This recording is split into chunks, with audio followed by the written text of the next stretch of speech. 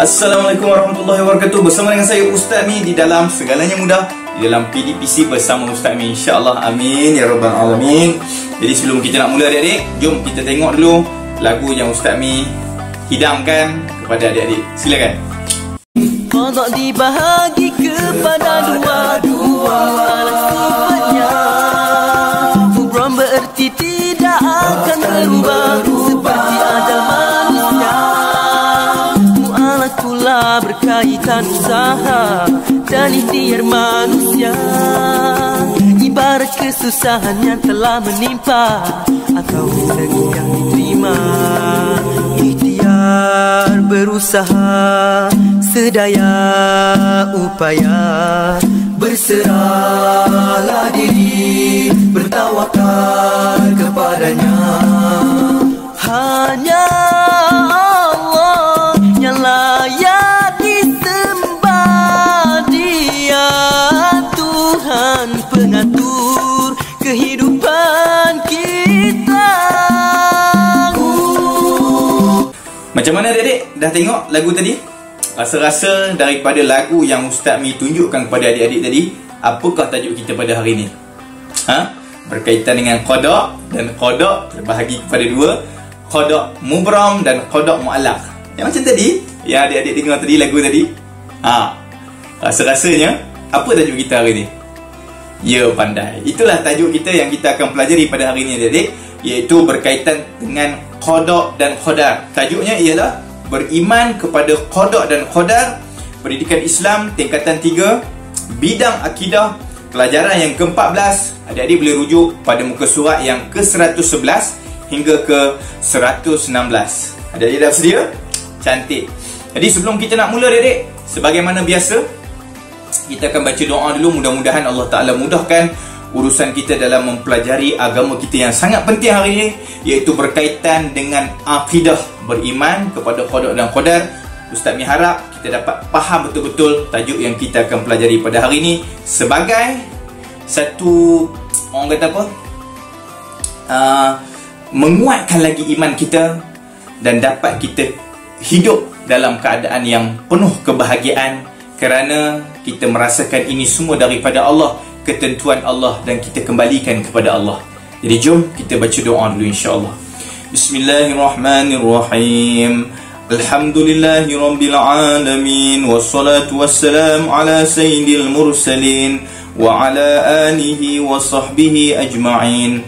Ya Allah, mudahkan urusan kami dalam mempelajari agama kami ya Allah. Mudahkanlah ya Allah kami memahami apa yang kami pelajari hari ini ya Allah. Berikan kebijaksanaan kepada kami ya Allah. Berikanlah kekuatan kepada kami ya Allah. Jadikan dapat kami amal apa yang kami pelajari pada hari ini ya Allah. Makbulkanlah ya Allah, makbulkanlah ya Allah, makbulkanlah ya Allah. Wa sallallahu ala sayyidina Muhammad wa ala alihi wa sahbihi ajma'in, walhamdulillahi rabbil alamin. Alhamdulillah. Okay adik, kita akan mulakan pembelajaran kita pada hari ini. Sebagaimana biasa, sebelum kita nak mula adik-adik, kita akan tengok dulu kita punya objektif pembelajaran kita. Yang pertama ialah menjelaskan pengertian qada dan qadar. Yang kedua, menerangkan maksud beriman kepada qada dan qadar. Yang ketiga, menyatakan dalil nakhli, kewajipan beriman kepada qada dan qadar. Hukum beriman kepada qada dan qadar wajib. Jadi, apa dalilnya? Kita akan tengok dalil nakhlinya dan kita akan tengok dalil aklinya.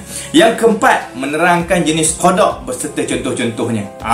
Yang tadilah lagu yang kita dengar tadi, itulah dia. Qada terbahagi kepada dua, qada mubram dan qada mu'allaq. Nanti kita akan tengok. Yang kelima, menerangkan konsep usaha dan tawakal.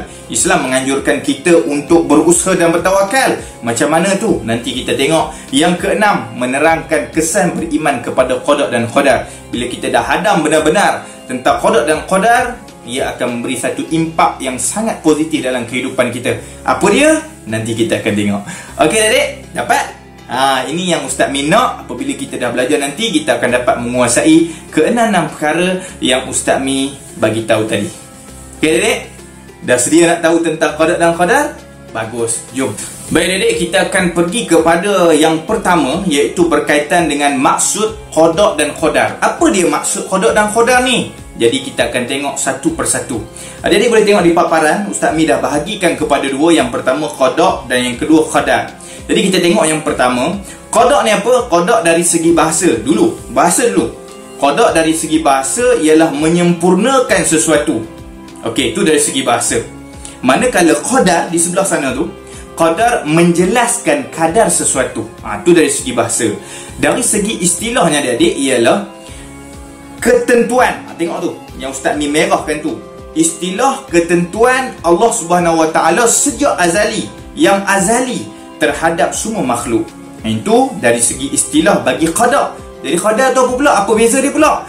Qadar pelaksanaan. Pelaksanaan sesuatu perkara yang mengikut ketentuan Allah Subhanahu Wa Taala sejak azali. Okey. Jadi bezanya apa? Kalau qada dia ketentuan Allah, kalau qadar dia pelaksanaan sesuatu perkara mengikut ketentuan Allah sejak azali. Okey, dapat tak beza dia tu? Qada ketentuan, qadar pelaksanaan. Pandai? Boleh? Boleh, cantik. Kita tengok. Nak bagi faham lagi, kita tengok contoh di antara kedua-dua ni. Kita kena bezakan. Okey, qada contoh dia yang dikatakan ketentuan Allah SWT yang azali terhadap semua makhluk tu. Apa contoh dia, Ustaz? Okey, tengok contoh dia. Allah menentukan sejak azali akan mencipta manusia di bumi ni. Tu contoh qada.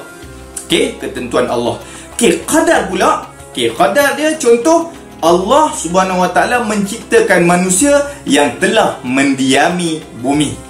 Tu beza di antara qada dan qadar dari segi contohnya. Dapat adik? Cantik. Nanti kita akan faham, nanti kita akan tengok. Okey. Tengok seterusnya. Okey. Ini kita tengok spektrum ilmu dulu. Okey, dikata di situ qada. Sebelah sini atas ni. Qada berkaitan dengan kehendak, iradat dan ilmu Allah. Itu qada. Berkaitan dengan kehendak, iaitu iradat dan ilmu Allah. Dari qadar pula dia berkaitan dengan qudrat, yakni kuasa Allah, dan perbuatan, iaitu af'al Allah Subhanahu Wa Taala. Okey, ini qada dan qadar. Dan kita tengok satu ayat Quran daripada surah Furqan ayat yang kedua. Okey, a'udzu billahi minasyaitonir rajim. Wa khalaqa kulla syai'in faqaddarahu taqdira. Okey, maksud dia, dan dialah yang menciptakan tiap-tiap sesuatu lalu menentukan keadaannya dengan ketentuan takdir yang sempurna. Okey, Dek? Ini adalah spektrum ilmu berkaitan dengan qada dan qadar. Okey, kita tengok seterusnya.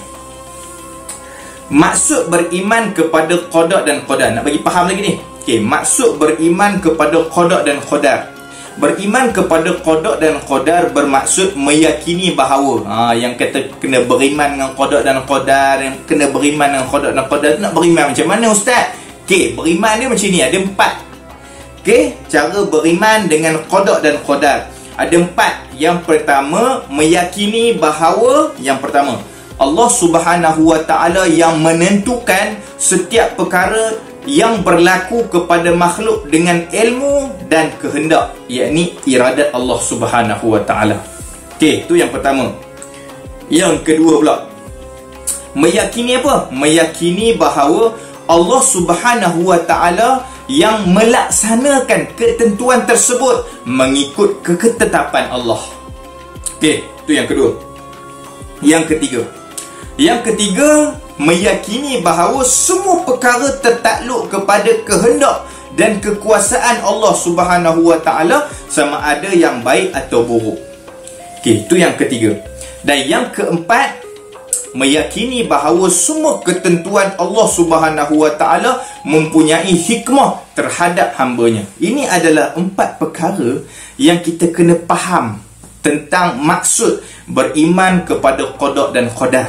Macam mana nak beriman? Kita kena beriman keempat-empat perkara ni, kita kena faham, kita kena hadam, kita kena tahu. Okey, Dek ya? Okey.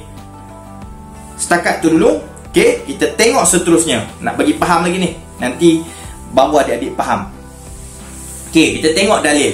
Okey, yang kata qada dan qadar tu dalilnya apa? Yang kata suruh wajib beriman kepada qada dan qadar ni, apa dalil dia ustaz? Okey, yang pertama, surah Al-Imran ayat 47.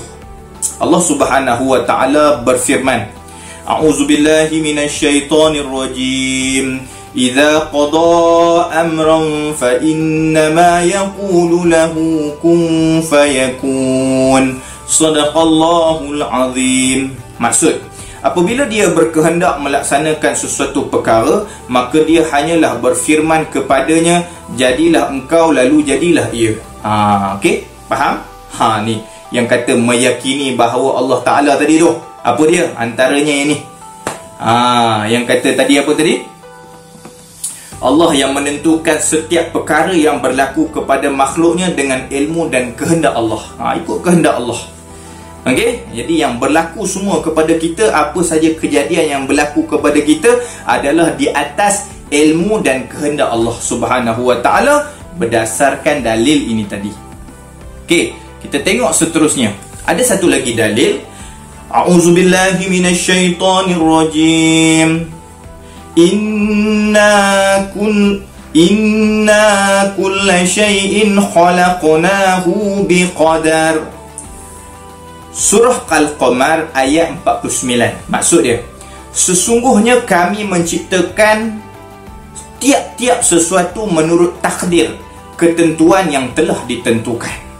Ni dalil dia yang menunjukkan bahawa kewajipan kita beriman kepada qada dan qadar, yakni ketentuan Allah Subhanahu wa taala kepada kita. Okey? Tu dalil yang kedua. Kita tengok dalil yang ketiga pula.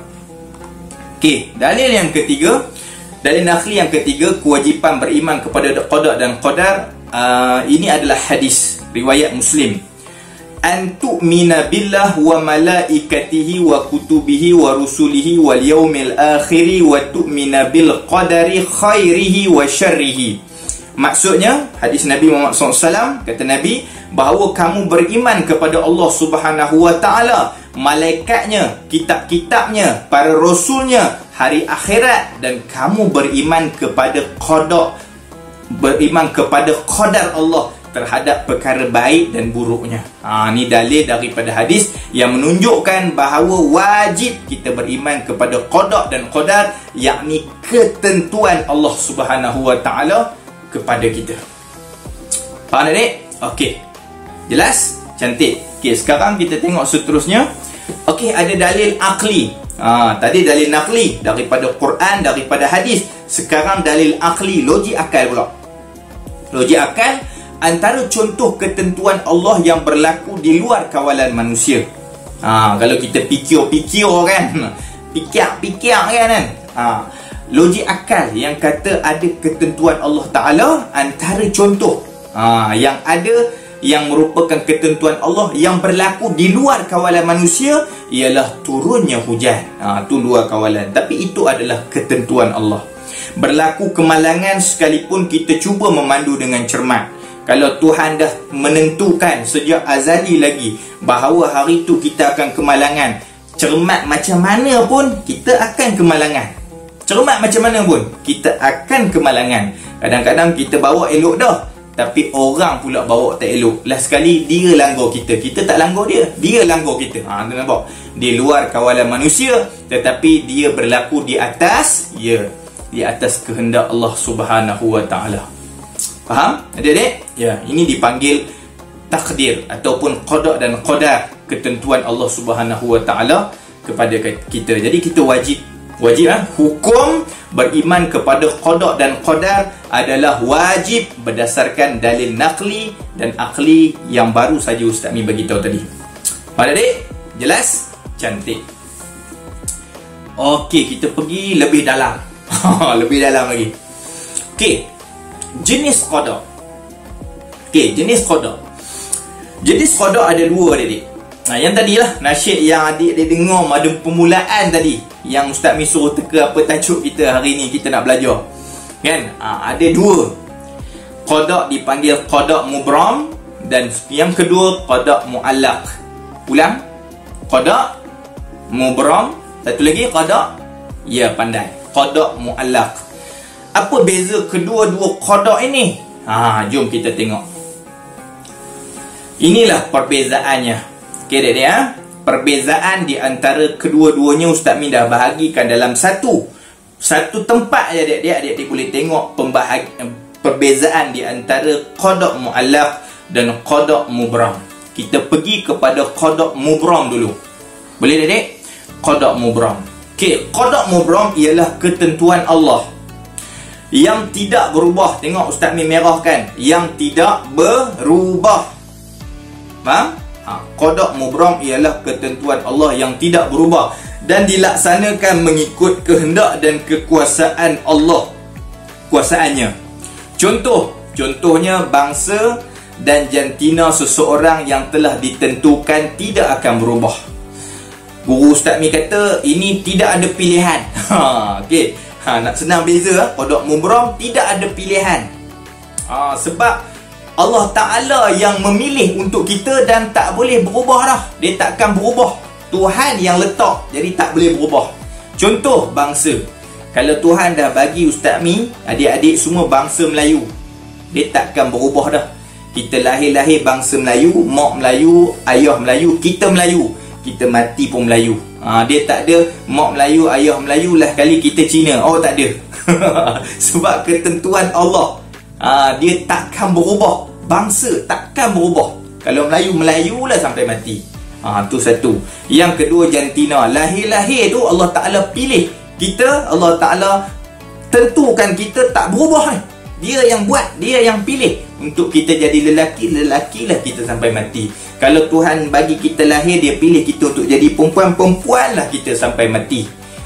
Sebab tu hukum menukar jantina tu haram di sisi agama Allah Subhanahu wa ta'ala. Dalam agama Islam kita ni haram, sebab Allah Ta'ala dah tetapkan benda tu berlaku kat atas kita. Dia yang pilih untuk kita, sama ada engkau lelaki ataupun engkau perempuan.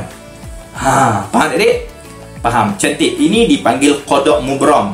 Dalilnya, a'udzubillahi minasyaitonirrajim. Ma yubaddalul qawlu ladayya wa ma ana bidhallamin lil 'abid. Sadaqallahul azim. Surah Qaf ayat 29. Maksud, keputusanku tidak dapat diubah. Nampak dia cakap, keputusanku tak dapat diubah. Kalau aku bagi kamu bangsa Melayu, Melayulah sampai mati. Kalau aku bagi kamu lelaki, lelakilah sampai mati. Dan aku Allah tidak sekali-kali berlaku zalim kepada hamba-hambanya. Begitu. Okey, jelas qada' mubram sangat mudah adik-adik. Mubram tak boleh berubah, tak ada pilihan, sebab dia dipilih oleh Allah. Satu. Yang kedua dipanggil qada' mu'allaq. Ketentuan Allah yang berubah. Yang ni yang kita nak meluruskan kesalahfahaman di antara kita. Okey, kita tengok dulu, kita baca dulu qada' mu'allaq ni. Ketentuan Allah yang berubah kepada ketentuan yang lain bersesuaian dengan usaha yang dilakukan oleh hambanya.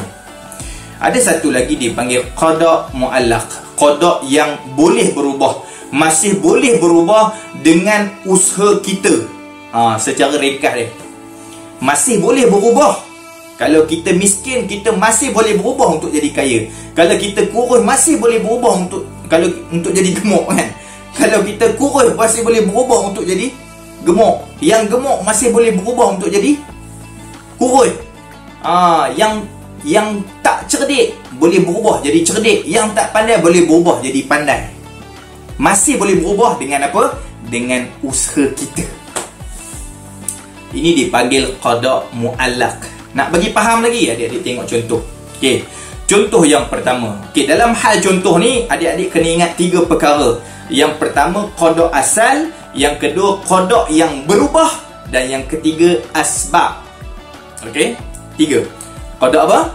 Yes, qada' asal. Yang kedua qada' yang berubah. Yang ketiga asbab. Okey, kita tengok satu persatu. Seseorang yang sakit, qada' asal, dia sakit. Boleh berubah tak jadi sihat? Boleh tak berubah jadi sihat? Diberikan kesembuhan kepadanya. Berubah. Diberikan kesembuhan kepadanya. Ada usaha yang dibuat. Apa dibuat? dengan sebab berdoa. Tu asbab. Dia ambil rawatan, dia berdoa, dia sembuh, disembuhkan oleh Allah Subhanahu wa taala. Jadi kita tengok dalilnya, ada takdir ataupun qada yang boleh berubah dengan sebab doa. Gitu. Okey, yang kedua, seseorang yang sakit qada asal, sakit dia qada asal, menjadi sembuh dia qada yang berubah. Asal sakit, lepas itu berubah, dipanggil qada yang berubah, jadi sembuh. Sebab asbab dia dengan sebab bersedekah kepada fakir miskin. Ini dipanggil qada muallaq yang boleh berubah. Kita tengok yang ketiga, ni kena dengan adik-adik. Adik-adik kena. Kadang-kadang kan ada pelajar bagi alasan, saya ni dah memang bodoh ustaz, tak boleh dah nak jadi pandai. Boleh terima tak? Biarlah saya jadi macam ni ustaz, memang saya tak pandai. Saya memang tak pandai, buat macam mana pun saya tak pandai. Saya memang tak pandai. Itu masalah dia sendiri tak nak berubah. Padahal dia boleh berubah. Kena faham ni adik-adik. Kena faham sungguh-sungguh takdir Allah yang dipanggil qada muallaq. Dia boleh berubah. Yang bodoh boleh jadi pandai. Sebab apa? Sebab qada muallaq, orang tu boleh berubah, sesuatu tu boleh berubah dengan usaha kita. Bila kita berusaha, kita pasti boleh berubah dengan izin Allah, tanpa melupakan dengan izin Allah.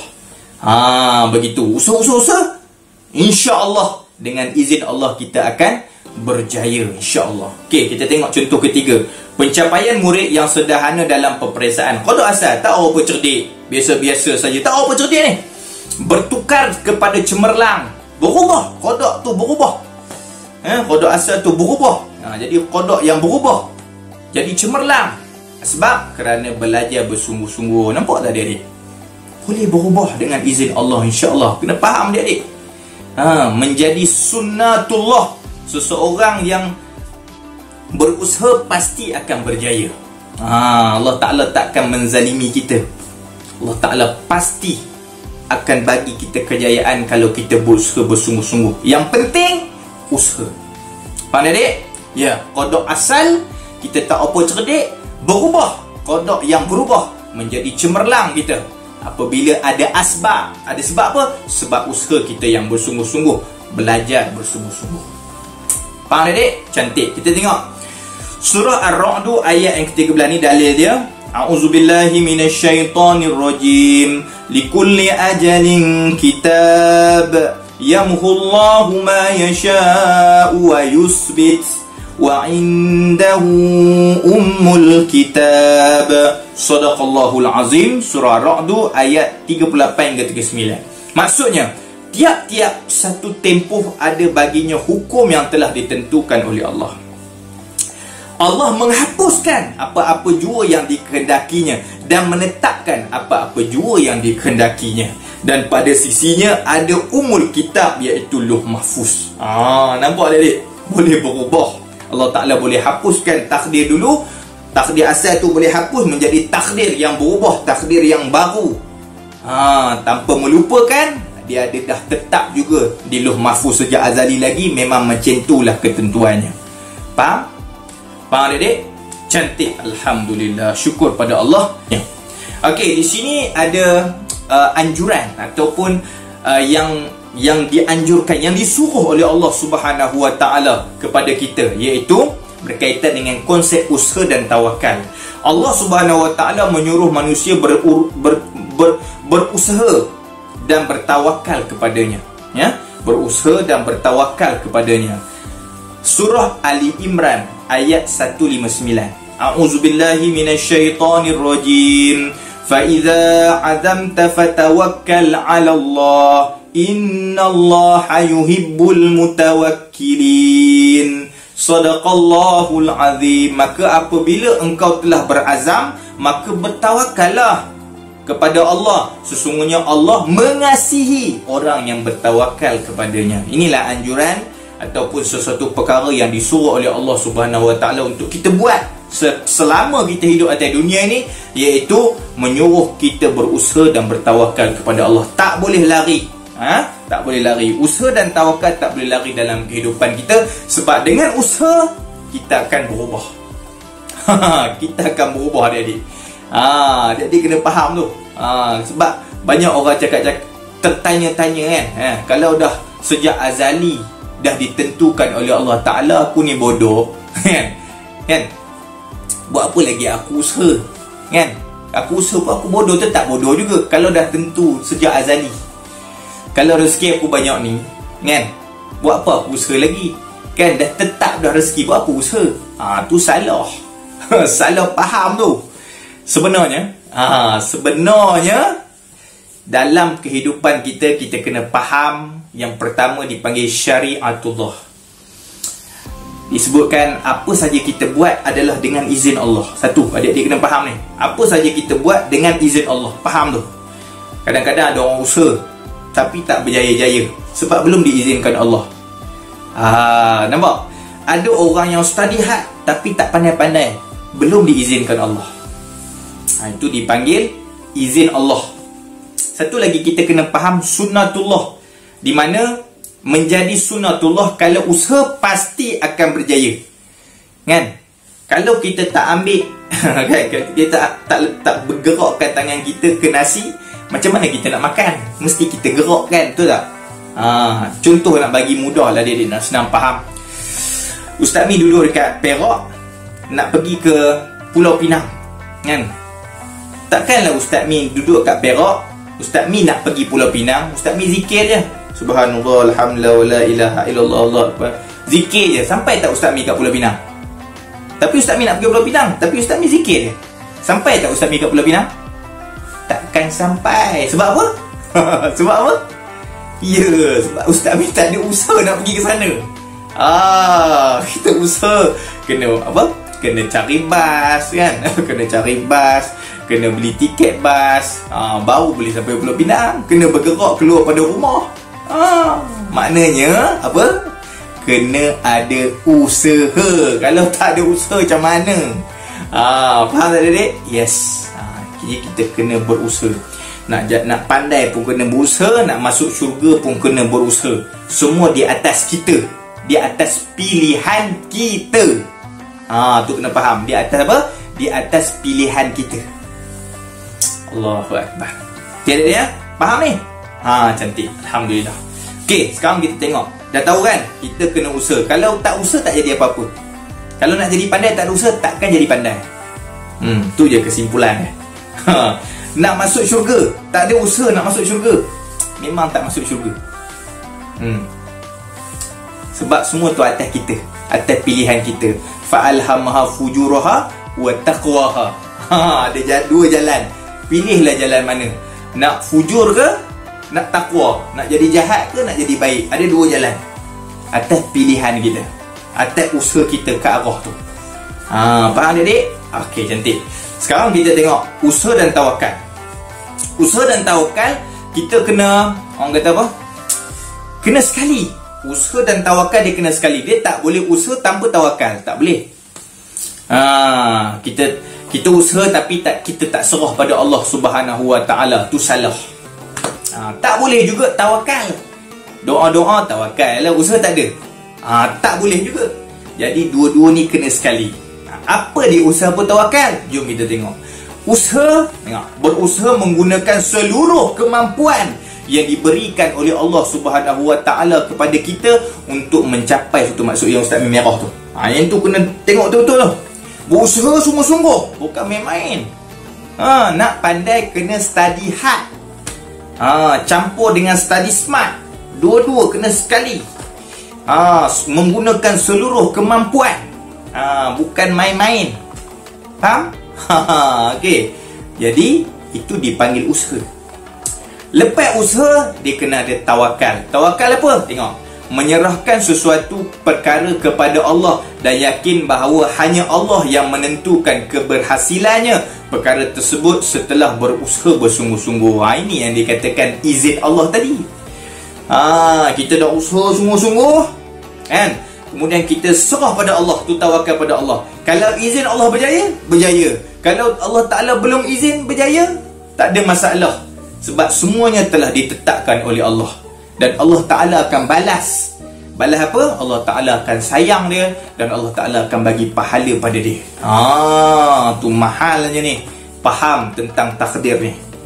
Adik? Cantik.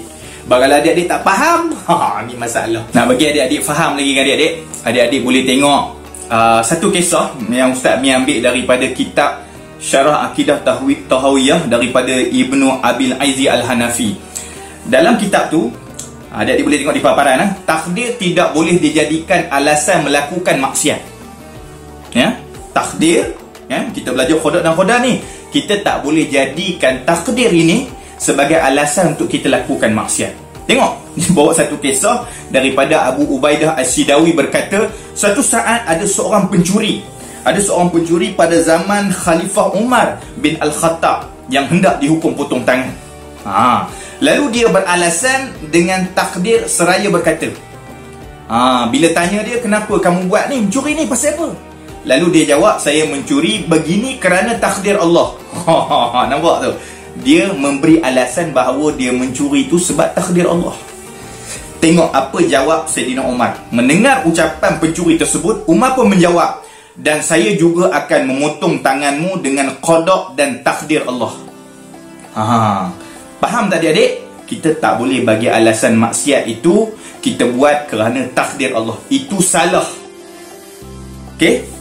Adik-adik boleh tengok satu lagi. Ni Ustaz Mi bawa. Kisahnya sama tapi dia lebih jelas lagi. Okey? Tengok, pada zaman Khalifah Sayyidina Umar Al-Khattab yang tadi, seorang pencuri telah ditangkap lalu dibawa ke hadapan Khalifah Umar untuk diadili. Sayyidina Umar bertanya, kenapa kamu mencuri ni? Lalu dia menjawab oleh si pencuri, ya Amirul Mukminin, aku mencuri kerana Allah telah mentakdirkan aku sebagai pencuri, lalu aku pun mencuri. Tu nampak tu. Ini yang alasan kita ni.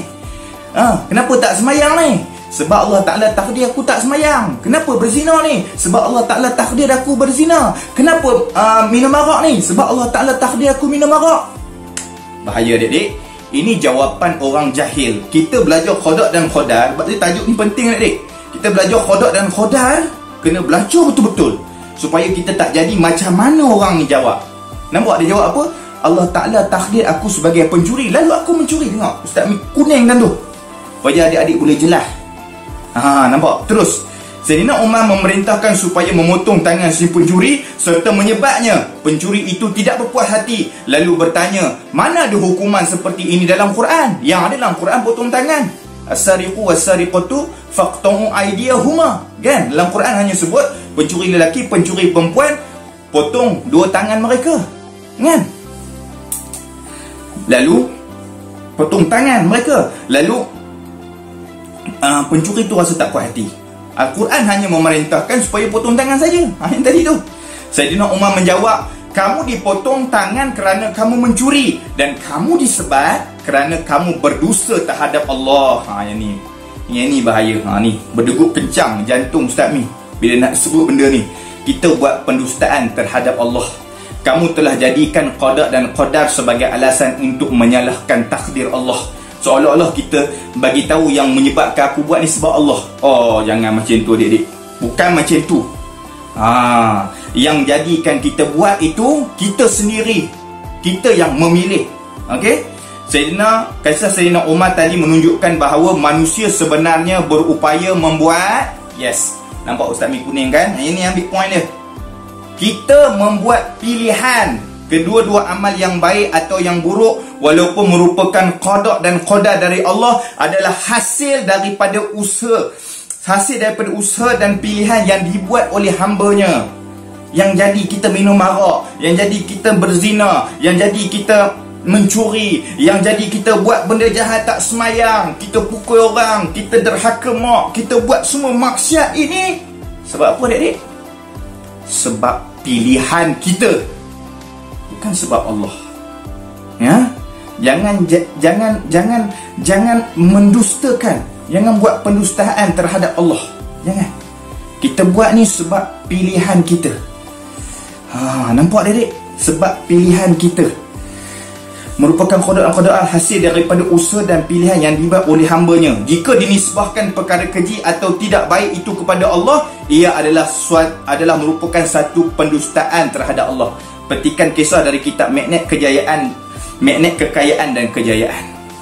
Faham adik? So semuanya hasil daripada pilihan kita. Okey, kesimpulan adik-adik. Bab tajuk ni kena bawa yang ni juga. Baik, kita tak nak kita banyak buat pendustaan terhadap Allah. Okey, nampak disebut apa? Manusia mempunyai pilihan. Ni kesimpulan daripada kisah tadi. Manusia mempunyai pilihan menurut ahli sunnah wal jamaah. Kita, akidah kita menurut ahli sunnah wal jamaah. Akidah kita ahli sunnah wal jamaah. Ni di Malaysia ni. Jangan lari daripada ni. Setiap hamba Allah mempunyai pilihan sama ada melakukan perkara kebaikan atau kejahatan. Nampak? Ustaz memerahkan mempunyai pilihan. Sekali lagi, pilihan. Daripada pilihan inilah manusia diuji dan akan diberi balasan berdasarkan pilihan mereka semasa di dunia. Allahu Akbar. Dalam surah Al-Mulk kan? Surah Al-Mulk, liyabluwakum ayyukum ahsanu amalah. Allah Ta'ala jadikan kehidupan dan kematian ini hanya senya liyabluwakum. Allah Ta'ala nak tengok mana yang lebih baik amalannya. Allahu Akbar. Okey adik-adik. Okey, tengok yang ni. Kemudian dia kata apa? Oleh itu, sesiapa yang melakukan maksiat dengan pilihan dan kehendaknya sendiri, maka dia mendapat kemurkaan Allah. Maka Allah Ta'ala ni adil. Kalau kita buat pendustaan terhadap Allah, itu satu perkara yang sangat biadab terhadap Allah. So jangan macam tu adik-adik. Faham? Alhamdulillah. Ustaz Mi harap adik-adik faham benda ni. InsyaAllah kita teruskan lagi. Okey, kita tengok seterusnya. Prisma ilmu. Para sahabat bertanya kepada Rasulullah SAW, adakah kami hanya bergantung kepada ketentuan kami dan kami tidak beramal? Nampak? Sahabat tanya sendiri tentang tentang takdir, tentang qada dan qadar. Maksudnya kalau dah ditentukan oleh Allah Ta'ala kami ni masuk syurga ataupun neraka, maksud macam itulah, syurga ataupun neraka, perlu ke kami nak beramal lagi? Kan dah tentu kami ni syurga, kami ni neraka. Ada dah, Allah Ta'ala dah tentu sejak azali. Rasulullah SAW jawab, i'malu, beramallah. Disuruh kita berusaha. Nak masuk syurga kan? Nak masuk syurga kan? Kena usaha. Lain tu diserah balik pada Allah. Faham? Hidup atas dunia kena ibadat pada Allah. Itu disuruh oleh Allah. Buat yang tu. Buat yang tu. Beramallah. Buat yang tu. Buat amallah. Itu usaha kita untuk masuk syurga. Lain daripada tu serah pada Allah. Soal syurga ataupun neraka tu serah pada Allah. Faham adik? Tapi sunnatullah, Allah Ta'ala takkan zalim pada kita. Kalau kita buat baik, syurga, insya-Allah. Kita doakan supaya kita istiqamah. Sebab tu Rasulullah kata, beramallah. Kerana setiap orang dipermudah untuk mencapai matlamat penciptaannya. Kalau kita beramal, insya-Allah dipermudahkan kita untuk masuk syurga Allah Subhanahu wa Ta'ala dengan usaha amal yang kita buat. Begitulah juga dengan hal-hal yang lain. Sebab itulah dalam hal qada ini, qada dan qadar ini, kita kena faham satu adik-adik. Kita hidup atas dunia ni, kita buat apa yang Allah Ta'ala suruh, tinggallah apa yang Allah Ta'ala larang. Buat je yang tu. Buat je yang tu. Selain daripada tu, kita serah pada Allah. Itu usaha kita nak masuk syurga kan? Itu usaha. Lain pada tu, serah pada Allah Subhanahu wa Ta'ala. Tak payah fikir. Faham adik? Cantik. Alhamdulillah. Okey, sekarang kita tengok kesan beriman kepada qada dan qadar. Beriman kepada qada dan qadar, kesan dia ada 3. Yang pertama, bila kita beriman kepada qada dan qadar, kita jadi orang sabar dan redha ketika ditimpa musibah, kerana yakin ada hikmah pada setiap perkara yang berlaku. Ni cantik. Jadi orang sabar. Yang ketiga, bersyukur atas nikmat kurniaan Allah kerana meyakini bahawa apa-apa yang telah ditetapkan oleh Allah adalah yang terbaik untuknya. Ni, jadi baik syukur, jadi buruk pun syukur, sebab semuanya adalah yang terbaik. Sebab dia datang pada Allah. Allah Ta'ala tu sayang kita. Faham tu? Allah Ta'ala tu sayang kita di atas pengetahuan dia lah berlakunya perkara baik dan buruk pada kita untuk kebaikan kita. Jadi miskin pun baik, jadi kaya pun baik, selagi mana dari kita tetap sujud pada Allah Subhanahu wa Ta'ala. Itulah kan. Kalau jadi kaya pun lah kali lupa Allah, tak sujud pada Allah, Allahu Akbar. Bab tu kena Allahu Akbar. Dipanggil apa adik-adik? Bersyukur di atas segala nikmat Allah. Baik dan buruk datang daripada Allah, maka kita orang Islam terima dengan redha. Ya. Yang ketiga, berusaha mencapai kecemerlangan dalam segala bidang kerana yakin Allah mengurniakan kejayaan bagi orang yang berusaha. Nampak tu dia kata apa? Kerana yakin bahawa Allah Ta'ala pasti orang usaha pasti akan berjaya. Selalunya lah dipanggil sunnatullah. Orang kalau usaha pasti akan berjaya. Kalau tak berjaya tu belum diizinkan Allah. Tapi akan berjaya. Cuba lagi. Gagal, cuba lagi. Pasti akan berjaya. Sampai masa pasti akan berjaya. Okey, jadi yang kedua, ibadah. Sang beriman dari sudut ibadah, tekun melaksanakan ibadah kepada Allah kerana mengharapkan rahmat dan keampunan oleh Allah Subhanahu Wa Taala. Okey, dari sudut ibadah kita jadi tekun. Tadi ya Allah Taala, yang Nabi kata i'malu. Kau nak masuk syurga kan? I'malu. Akan mudah Allah Taala bagi kita masuk syurga, insya-Allah. Jadi dengan cara tu kita pun berusahalah bersungguh-sungguh. Seluruh kemampuan kita, ingat tadi maksud usaha, menggunakan seluruh kemampuan yang ada, berusaha bersungguh-sungguh. Barulah kita tawakal pada Allah, serah pada Allah. Okey, yang ketiga, akidah. Dari sudut akidah, mengelakkan diri daripada perbuatan syirik kepada Allah kerana yakin bahawa setiap perkara adalah daripada Allah. Jadi kita akan terhindar daripada kesyirikan. Okey, alhamdulillah. Simpulannya adik-adik, kita wajib mengimani segala kejadian yang menimpa kita adalah adalah ketentuan dari Allah. Kita kena iman. Semua yang berlaku pada kita, baik dan buruk, semua daripada Allah. Ya, faham?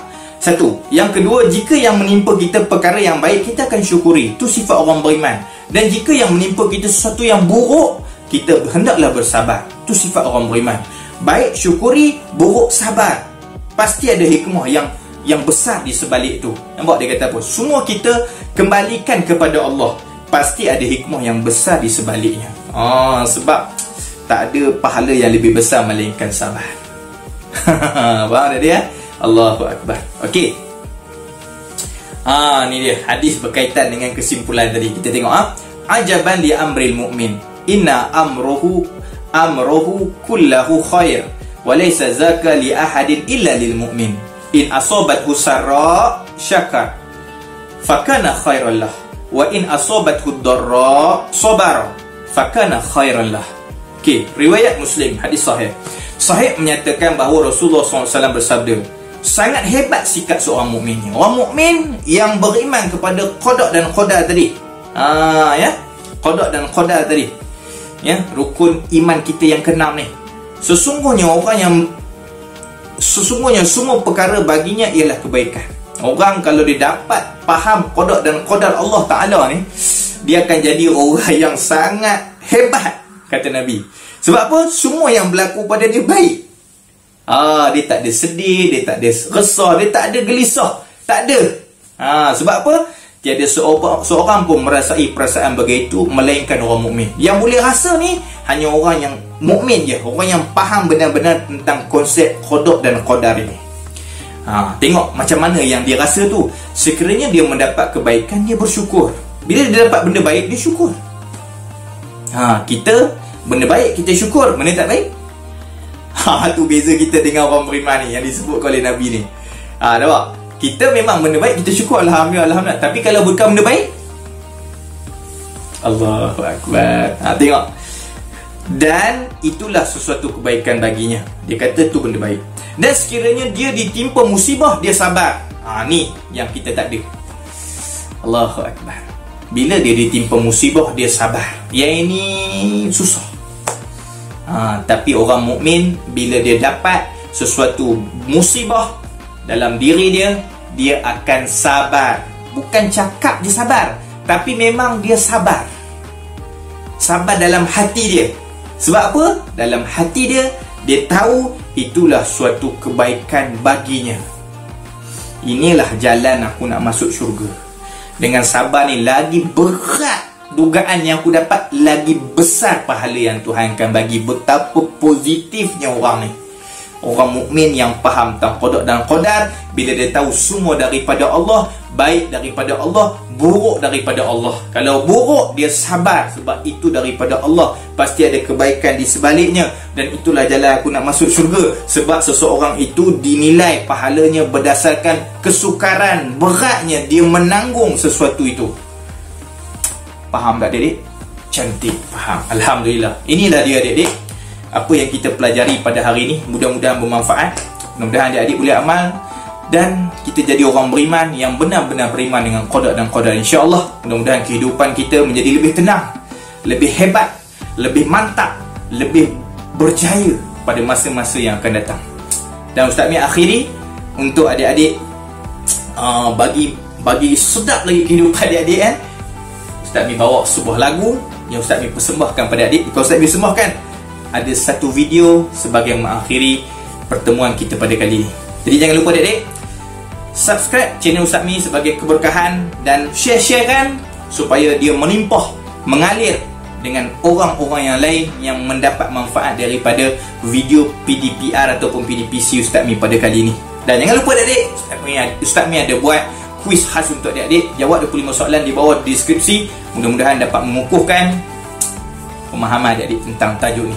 So, jadi orang yang beriman dengan qada dan qadar, pasti akan indah kehidupan kita.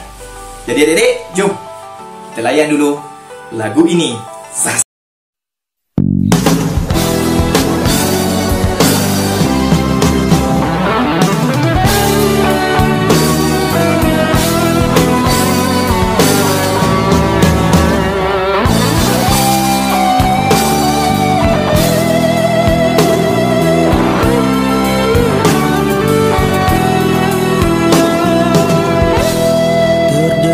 Bisikan mesra, kalimah keramat bermentera, bermulanya siang, berakhir malamku, tak akan ku jemu menyebut namamu. Tiada batasan waktu, tiada tempatmu tertentu, di gunung, di lembah, di darat, di air, siapapun hamba, keikhlasan doa, keagungan kasih merubah takdir. Bila ku sedari diri disayangi, langkah kaki ini semakin berani. Bila terkeliru ku ucap namamu, terasa diriku kembali dipandu. Engkau yang pertama, tiada akhirnya. Aku dalam kegelapan, engkaulah cahaya. Izinkanlah aku menumpang di sini, di bawah naungan kasih dan sayangmu, ku berserah diri. Tiada batasan waktu, tiada tempatmu tertentu, di gunung, di lembah, di darat, di air, siapapun hamba, keikhlasan doa, keagungan kasih merubah takdir.